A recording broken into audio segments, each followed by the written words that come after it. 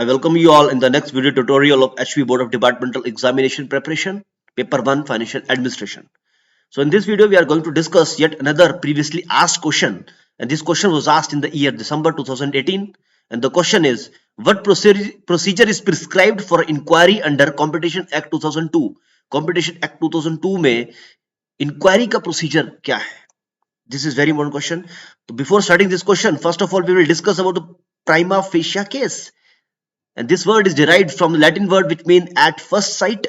And prima facie is a situation where the facts and proof shown to the court have enough merit for a trial to be commenced.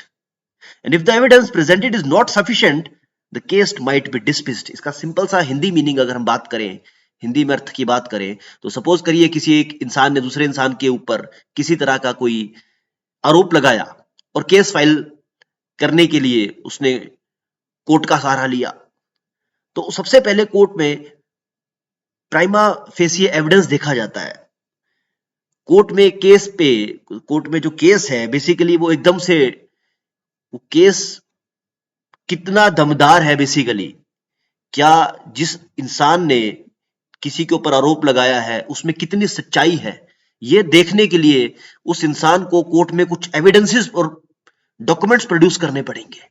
और अगर उन evidences में दम है, अगर उन evidences में सच्चाई होगी, तभी वो केस कोर्ट में ट्रायल के लिए एंटर किया जाएगा. और अगर किसी ने बेबुनियाद ही बिना मतलब से ही किसी के ऊपर इल्जाम लगाए हैं, तो उस केस में वो जो कोर्ट केस है उसको डिसमिस किया जाएगा. इसलिए लिखा है if the evidence presented is not sufficient the case might be dismissed. तो this is known as the prima facie. तो इस तरह का वर्ड आपको याद रखना है. प्राइमा फेसिए का मतलब क्या है आप लोग समझ चुके होंगे. मतलब इट इज अ सिचुएशन जहां पे फैक्ट्स और प्रूफ कोर्ट में दिखाने पड़ेंगे अगर किसी के ऊपर किसी ने किसी भी तरह का ट्रायल के लिए या कोर्ट केस के लिए कमेंस करना है.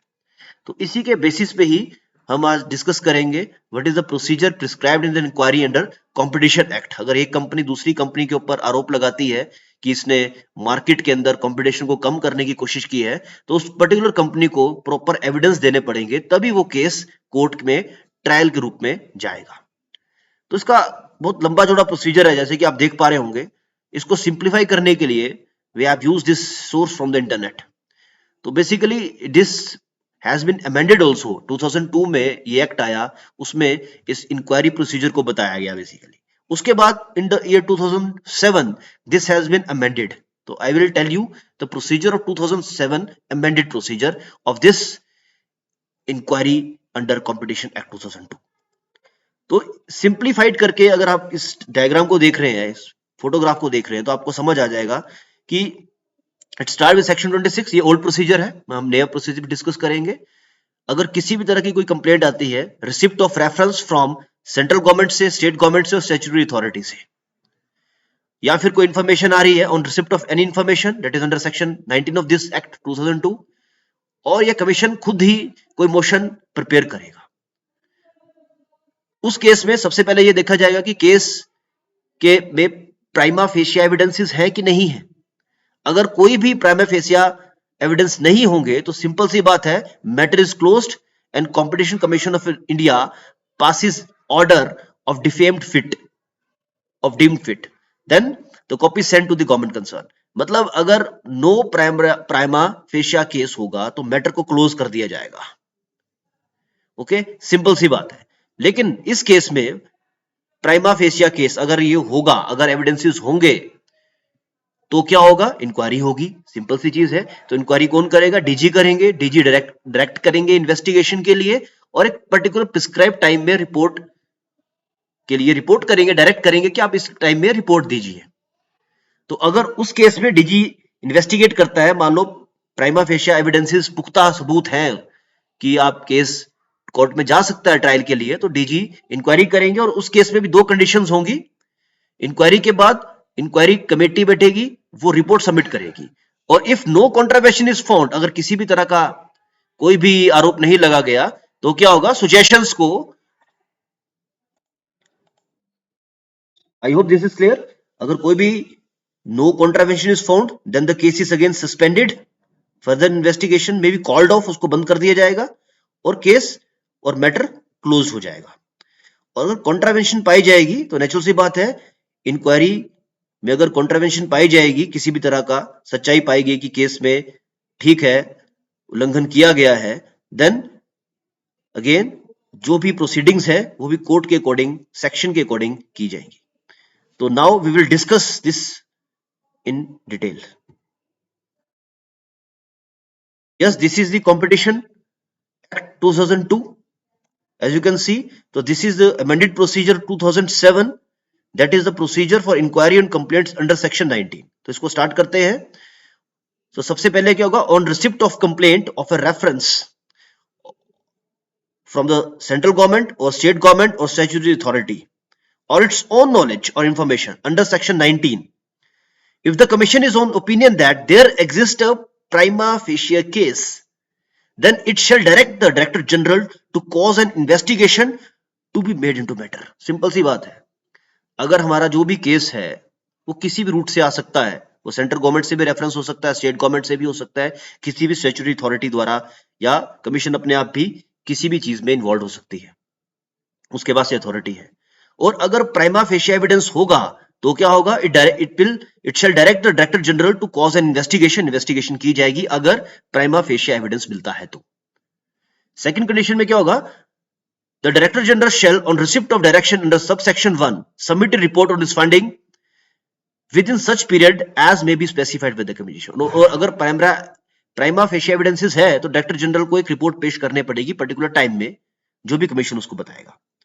Next point, where on receipt of complaint under clause of subsection of section 19, the commission is on opinion that there exists no prima facie, अगर कोई भी किसी प्रकार का एविडेंस नहीं पाया गया, no prima facie, then it shall be dismissed, उसी वक्त उसको डिसमिस किया जाएगा। Next point, the commission shall forward a copy of the report referred to be under subsection 2 to the parties concerned or to the state government or the central government as the case may be। और उसके बाद क्या होगा, अगर no prima fascia evidences हैं तो वो report पेश कर देगी कि उस केस को क्लोज किया जाए, क्योंकि उसके अगेंस्ट में कोई भी एविडेंसेस नहीं आए हैं। Next, the commission shall forward a copy to the report, ये रिपोर्ट कॉपी फॉरवर्ड होगी। नेक्स्ट केस में देखते हैं, if the report of the director general relates on a complaint and such reports recommend that there is no contravention, then the complaint shall be given an opportunity to rebut the findings। अब इस case में क्या होगा, अगर director general ने suppose report पेश कर दी और डायरेक्टर जनरल की रिपोर्ट में क्या पाया गया कि किसी भी तरह का कॉन्ट्रावेंशन नहीं है, तो जो कंप्लेनेंट है उसको एक अपॉर्चुनिटी दी जाएगी कि वो जो रिपोर्ट है उसको दोबारा से रिबट कर सके। Next point, if after hearing the complainant the commission agrees with the recommendation of the director general, it shall dismiss the complaint. So इस पॉइंट में क्या लिखा है कि if after hearing the complaint, जो कंप्लेंट की हियरिंग के बाद क्या होगा, the commission agrees with the recommendation of the director general, अगर जो कमीशन है अगर डायरेक्टर जनरल के रिकमेंडेशन से एग्री हो जाती है, then they shall dismiss the complaint. और इसमें एक और कंडीशन आएगी, if after hearing the complaint the commission is on opinion that further inquiry is called off, then it shall direct the complainant to proceed with the complaint. तो वो complainant को बोलेगी कि अब आप अपनी कंप्लेंट से आगे प्रोसीड कर सकते हैं, अगर उनको लगता है कि से if after the hearing the complaint, अगर कमीशन को लगता है कि इसमें इंक्वायरी की जरूरत है।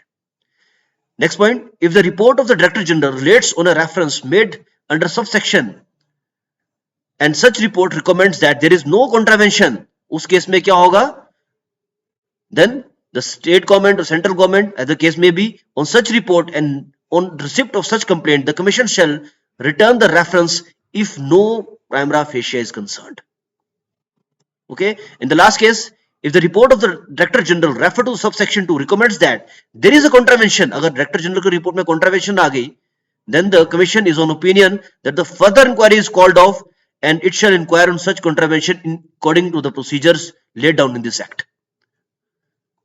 So I hope this is clear. This is a bit complex, but you will, if you read this 2 to 3 times, you will clear all your doubts. So I will again in the end, simple सी चीज है, prima fascia पे concern करना, अगर primary fascia नहीं होगा तो case आगे नहीं चलेगा, प्राइमरी फेशिया आएगा तो केस चलेगा, डीजी को रिपोर्ट जाएगी, इन्वेस्टिगेशन होगी, और इसमें भी 2 कंडीशंस आएगी, कॉन्ट्रावेंशन की और नो कॉन्ट्रावेंशन फाउंड। अगर कॉन्ट्रावेंशन नहीं है तो केस डिसमिस होगा, कॉन्ट्रावेंशन होगी